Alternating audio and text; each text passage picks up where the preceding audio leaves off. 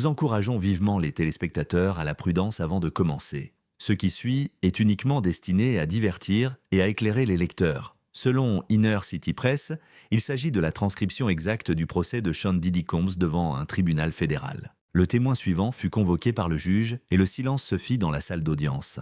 Lorsqu'une silhouette familière, inattendue pour tous, apparut, l'attention de tous se porta vers l'arrière. Le chanteur de R&B Usher, Raymond, lauréat d'un Grammy, devait témoigner. Il ne s'agissait pas d'un conflit avec son label ou de sa musique, mais plutôt des événements réels qui se sont déroulés dans l'intimité de l'entreprise de Sean Diddy Combs. Usher est resté discret pendant de nombreuses années. Il évitait les questions, souriait pendant les interviews et jouait le jeu. Mais maintenant que Diddy fait face à des accusations fédérales de contrainte, de trafic et de maltraitance, Usher a décidé de dire la vérité. Il affirme avoir été rongé par la vérité. Ce témoignage est non seulement surprenant, mais il inclut également ses observations sur les aspects les plus sombres du monde du divertissement, qu'il a ensuite compris à l'âge de 14 ans sous la garde de Diddy. C'est historique et cela a le pouvoir de tout changer. Dans son discours d'ouverture, Usher a décrit le jour où sa mère l'a informé qu'il déménagerait à New York pour vivre avec Diddy. Âgé de 14 ans à l'époque, il venait de sortir son premier album et souhaitait ardemment progresser dans le monde de la musique. Red espérait que la proximité de Diddy qui accélérerait la carrière d'Usher et il a donc mis en place un programme de mentorat. Le genre d'environnement dans lequel Usher allait évoluer était inattendu pour tous. Usher a déclaré au tribunal d'une voix tendue, mais calme, « Je pensais que j'allais apprendre à devenir une star ». Ce que j'ai vu, c'était des choses qui ne devraient pas être en présence d'adolescents. Quand Usher est entré pour la première fois dans l'appartement de Diddy à Midtown Manhattan, a-t-il dit, l'atmosphère était empreinte d'excès. Il y avait des assiettes de petit déjeuner avec du champagne. Des inconnus se réveillaient dans des pièces dont il ignorait l'existence. Attendris, à moitié vêtus ou inconscients, se trouvèrent des gens qu'il reconnut plus tard grâce à des magazines et à la télévision. Ce n'était pas une maison. Une scène s'est créée. D'après Usher, il l'a baptisé « le camp du goût ». Ce que cela signifiait m'était inconnu. Je croyais qu'il s'agissait simplement d'une marque. Plus tard, j'ai compris que cela témoignait d'une extravagance. Comme Usher l'a expliqué au tribunal, le mentorat a rapidement évolué vers quelque chose de plus profond. Il ne recevait aucune formation vocale ni aucune formation d'interprétation de la part de Diddy. Usher m'a plutôt conseillé d'arrêter de poser des questions, de faire la fête avec des superstars et de suivre ce mode de vie. On fait comme ça, m'a-t-il expliqué. Il suffit d'observer sans demander, observer pour apprendre. Les mâles adultes roulent comme ça. Une nuit, se souvient-il, il s'est réveillé à 3 heures du matin et a découvert des individus masqués entrant dans la résidence. Le couloir était illuminé par des bougies et une musique douce. Il ne pouvait que qualifier la scène de cérémonie lorsqu'il est entré dans le salon. Ça allait au-delà du sexe. Il y avait une structure, des listes, des caméras. Et personne ne semblait surpris. J'étais peut-être entré sur un plateau de tournage, me suis-je dit. Je me souviens avoir pensé que je ne devrais pas voir ça. Usher a dit que, bien qu'on lui ait demandé de retourner se coucher, il ne l'a pas fait ce soir-là. Il a déclaré que c'est à ce moment-là que sa perception de Diddy a été définitivement modifiée. Les mises en garde qu'il n'a jamais reçues ont été au cœur du témoignage ultérieur d'Usher. Ni de sa mère, ni de sa maison de disques, ni de ceux qui, dans le milieu, étaient tous au courant de la véritable vie de Diddy. Usher a précisé que Diddy était perçu comme étrange. Ils ignoraient qu'il exerçait un contrôle silencieux mais absolu sur les autres. S'il ne vous aimait pas, votre carrière aurait stagné. Votre silence était une condition pour qu'il vous apprécie. Usher informa le jury qu'il n'était pas le seul. On promettait aux jeunes musiciens recrutés une voie rapide vers la célébrité, mais ils étaient progressivement attirés par l'univers de Diddy d'une manière qu'ils ne comprenaient pas à l'époque. Il n'a pas encore fourni de nom, mais il a suggéré que d'autres assistants pourraient être présents. Des personnes de notre voisinage immédiat ont été témoins de cette situation. Automobilistes, autres artistes. Tout le monde se comportait comme si c'était banal. Mais au fond d'eux-mêmes, ils le savaient. Les adultes nous ont déçus. Lorsqu'il a parlé d'un voyage secret que Diddy lui avait fait faire à 15 ans, ce fut l'un des moments les plus troublants de son témoignage. Le but était de nous retirer. Juste nous deux, lui et moi. L'endroit était isolé. Pas de médias, pas d'appareil photo. J'ai alors réalisé que je n'étais pas là pour apprendre quoi que ce soit sur la musique. Il s'est arrêté. Je n'entrerai pas dans les détails, mais je dirais que je n'avais pas le choix quant à l'environnement dans lequel j'étais placé. Et il m'a fallu des années pour comprendre à quel point c'était manipulateur. La salle d'audience était silencieuse. Selon Usher, ses relations avec Diddy se sont détériorées après le voyage. Le pouvoir du magnate s'est accru. Il y avait constamment de nouvelles connaissances. De nouvelles fêtes étaient toujours organisées. De nouvelles réglementations étaient toujours ajoutées. Et Usher se rappelait celui qui avait lancé sa carrière à chaque fois qu'il ripostait, même légèrement. Il m'avait appris qu'il ne fallait pas mordre la main qui nous nourrit. Vous souvenez-vous de celui qui vous a donné cette vie? Usher regarda Didi droit dans les yeux pour conclure le segment. Ce n'est pas vous qui m'avez donné cette existence, vous m'avez fait faire de mauvais rêves. Le passage le plus marquant du témoignage d'Usher est peut-être sa troisième partie. Il a expliqué qu'il avait 16 ans lorsqu'on lui a présenté un contrat contenant une clause de confidentialité. Bien que déguisé en accord de confidentialité classique visant à protéger les activités internes de Bad Boy Records, Usher a affirmé que le contrat contenait des clauses explicites sur la discrétion et les réunions privées. Je n'en comprenais même pas la moitié à l'époque, a déclaré Usher au tribunal. Selon les avocats du label, la cosignature de ma mère était requise. Mais avec le recul, je peux l'identifier, un accord pour me garder silencieux. Il prétendait leur avoir fait confiance, raison pour laquelle il a signé. Cette signature a garanti mon silence pour des années. Je n'avais pas le droit de discuter de fêtes, de visiteurs ou de conduite. On m'a informé que cela détruirait la marque. Mais qu'en est-il de mon impact sur moi? Lorsqu'il a tenté d'exprimer son opinion sur certaines choses qu'il avait vues, Usher a affirmé que cette clause avait été invoquée. Je préparais une interview pour une revue prestigieuse en 2009.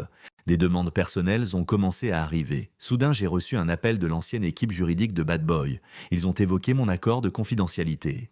J'espère, ont-ils dit, que vous ne cherchez pas à nuire à votre réputation. Il a ajouté qu'il n'avait jamais donné suite à l'entretien. Cependant, il ne s'agissait pas que d'avocats. Selon Usher, les personnes encore liées à l'entreprise de Didi lui auraient adressé des menaces voilées. Il ne leur avait pas parlé depuis des années. On n'en finit jamais, même quand on croit en avoir fini avec ce monde.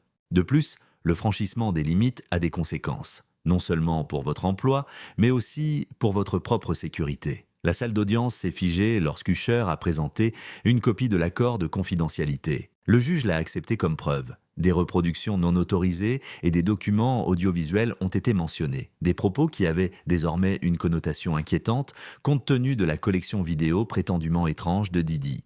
Usher parlait d'une voix légèrement cassée. Pendant des années, je me suis senti fou à cause du papier. Tout ce que je ressentais, comme tout ce que je voyais, me semblait irréel, car je ne pouvais pas l'exprimer à voix haute. Alors qu'Usher racontait un incident moins connu survenu en 1996, alors qu'il n'avait que 17 ans, Didi l'avait emmené à une soirée privée d'élite à Atlanta, sa voix tremblait. Cet incident allait changer sa perception de celui qu'il considérait auparavant comme un mentor. Didi était en mode animateur de soirée, racontait Usher, avec une maison remplie de mannequins, de célébrités et d'individus énigmatiques sans lien apparent avec l'industrie musicale. Usher a déclaré avoir été stupéfait par ce qu'il a vu ensuite. C'était une maison opulente, sol en marbre, sécurité de porte en porte et DJ jouant jusqu'à l'aube.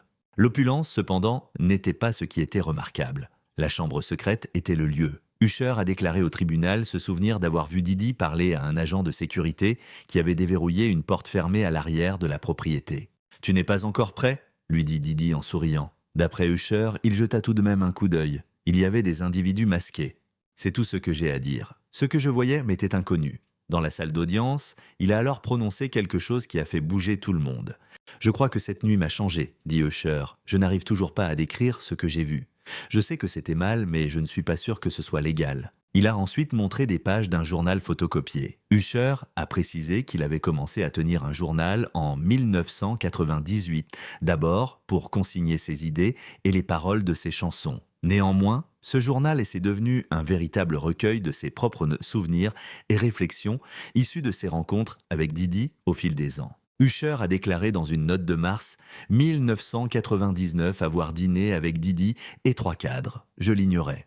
Leur discussion sur l'allégeance s'est poursuivie.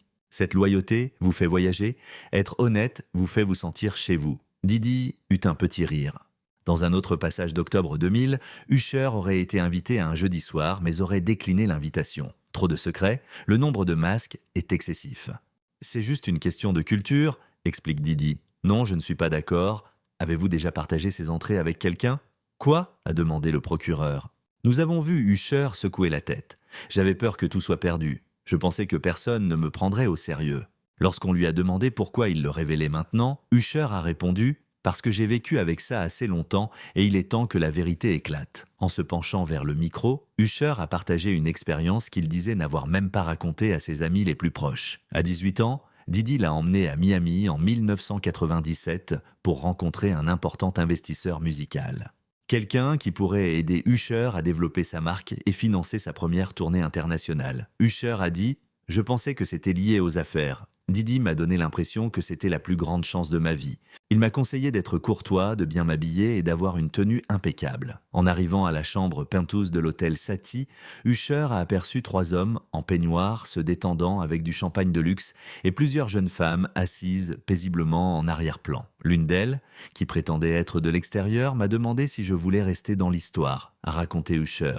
Cela n'a rien à voir avec la musique. Usher a déclaré que Didi l'avait abandonné, lui et les autres. Je me sentais coincé, a-t-il dit. Je n'ai pas été touché. Cependant, l'un d'eux a posé sa main sur mon épaule et m'a dit « Tu ne recevras plus jamais d'invitation comme celle-ci, alors tu peux rester ou partir. » Après son départ, les choses vont commencer à changer. Usher a raconté qu'on ne lui avait pas proposé de tourner et qu'un producteur connu avait brusquement mis fin à sa collaboration. Selon Usher, personne n'a jamais prétendu que c'était parce que j'avais quitté cette suite. Mais après cette nuit-là, les portes, qui étaient toujours restées ouvertes, se sont brusquement refermées. Usher a également affirmé que quelques semaines plus tard, Didi lui avait montré une vidéo troublante prise avec une caméra portable. Il l'avait visionnée et avait ri. Un autre jeune artiste était également présent. Je suis certain qu'il n'aurait pas consenti à ce qu'il faisait sans y être contraint. Didi a-t-il proféré des menaces contre vous? Quoi? A demandé l'avocat. Usher s'est arrêté. Il n'en avait pas besoin. Ses voisins, eux, si.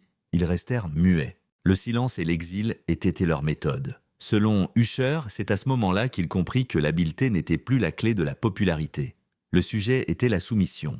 C'est ainsi que tu as réussi à maintenir ta renommée dans le monde de Didi. Alors que les lumières du tribunal baissaient légèrement et que les caméras se concentraient uniquement sur le visage d'Usher, son ton devint personnel. Puisqu'il ne s'agissait plus de moi, il a dit que c'était l'aspect le plus difficile. Il a ensuite évoqué les débuts de Justin Bieber. En tant que mentor et co-signataire de la pop star, Usher a joué un rôle clé dans le lancement de sa carrière. Au début, tout allait bien.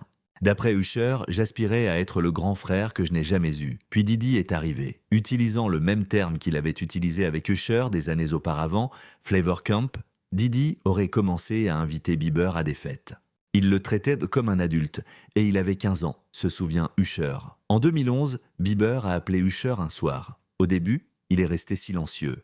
À l'instant, j'ai entendu une respiration. « Je veux rentrer à la maison », a-t-il déclaré. Malgré tous les efforts de l'équipe d'Usher, Bieber est resté silencieux pendant 2 jours. Bieber a refusé de croiser le regard d'Usher lorsqu'ils se sont retrouvés. « Ce n'est pas grave, je vais bien maintenant », a-t-il répondu. Usher a cependant témoigné que non.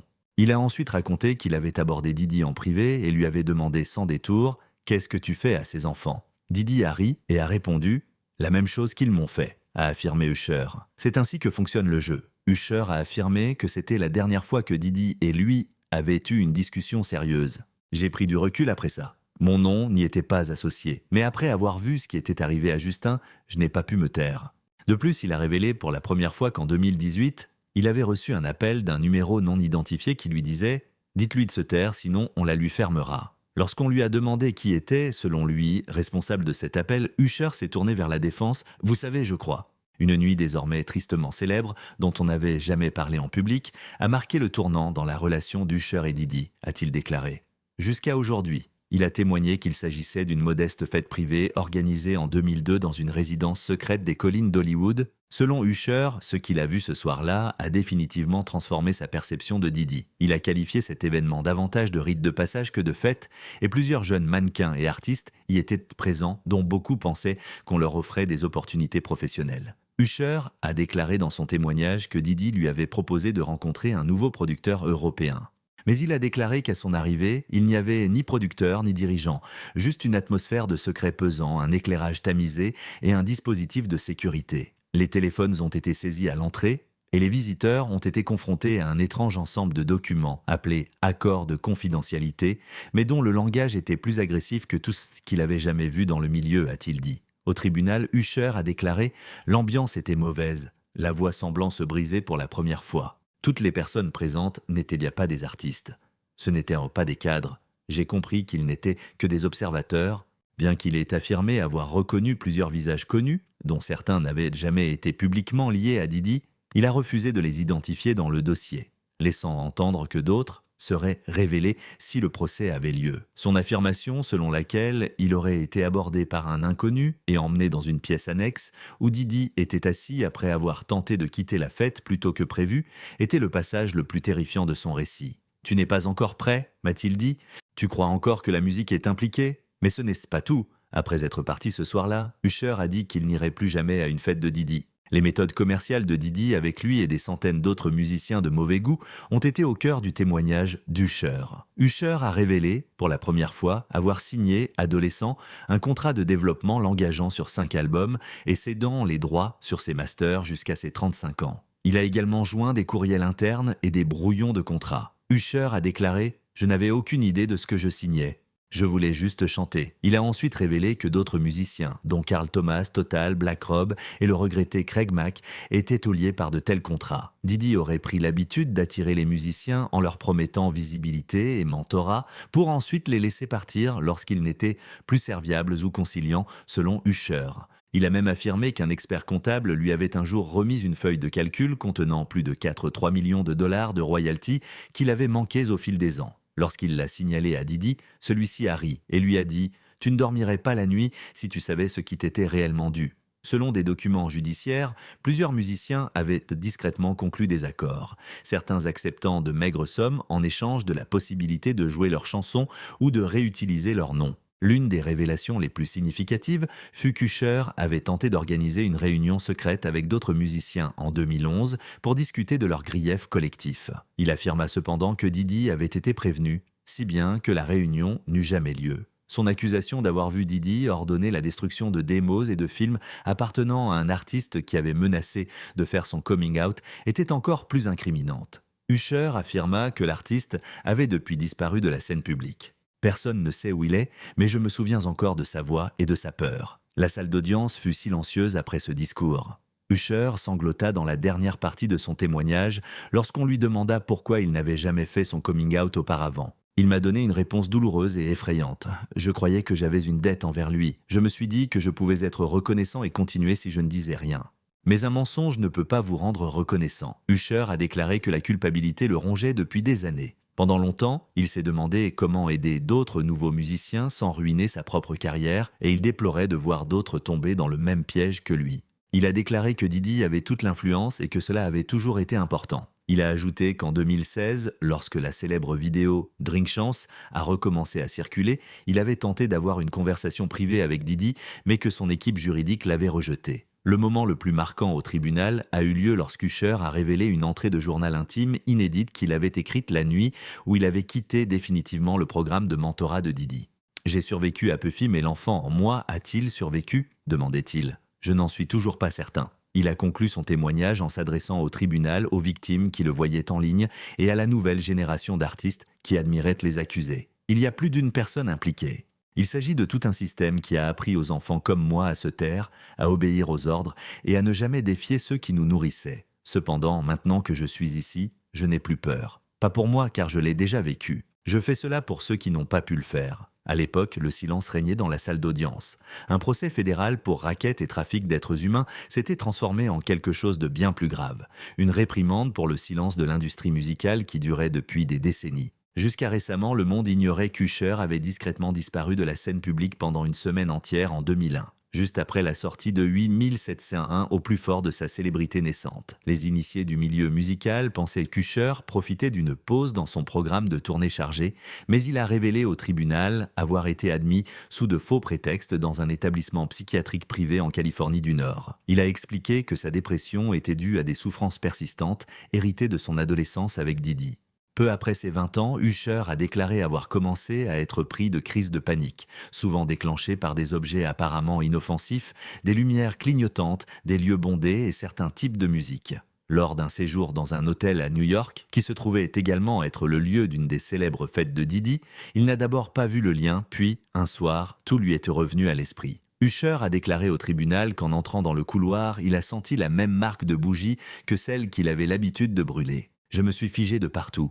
J'ai commencé à trembler. Ma respiration était difficile. » Il a été emmené à la clinique le soir même par son équipe, où il a été suivi pendant 5 jours. « Je n'ai jamais révélé au public ce que j'ai dit au psychiatre interne », a-t-il déclaré au juré. J'ai vu des choses qu'aucun enfant ne devrait voir, lui ai-je dit. Dans mon environnement, le pouvoir signifiait le silence, et survivre signifiait pouvoir sourire. Cette résidence était bien plus qu'un simple refuge. On peut y acheter et vendre des rêves, mais le prix à payer, c'est son âme. Usher a choqué le jury et ses admirateurs à l'extérieur du tribunal lorsqu'il a témoigné que le médecin lui avait diagnostiqué un syndrome de stress post-traumatique. Avant de pouvoir dormir toute la nuit sans faire de cauchemars, il a déclaré qu'il lui aurait fallu plus de 2 ans de traitement. Bien qu'Usher n'ait pas identifié d'autres personnes ayant pu vivre la même chose, il a laissé entendre que plusieurs autres jeunes musiciens proches de Diddy avaient disparu ou avaient connu des dépressions nerveuses, mais avaient trop peur d'en parler. J'ai eu de la chance. J'ai pu payer l'assistance. D'autres, en revanche, n'y sont pas parvenus. L'un d'eux a fait une overdose, un autre a tenté de le tuer. Et le troisième, il s'est effondré. Usher n'a pas sourcillé lorsqu'on lui a demandé pourquoi il avait caché cela pendant plus de 20 ans. En 2001, personne ne m'aurait fait confiance. Puffy était intouchable. J'étais juste l'enfant qui avait la voix. Le monde est désormais prêt à écouter. En raison des conséquences de la confession et de la confession elle-même, le tribunal est resté silencieux. L'idée qu'un jeune artiste peinant à joindre les deux bouts ait pu être à l'origine de chaque discours au Grammy, de chaque album de platine et de chaque concert à guichet fermé. Enfin, il exprimait ses opinions. Pour lui-même, mais aussi pour toutes les voix que la musique avait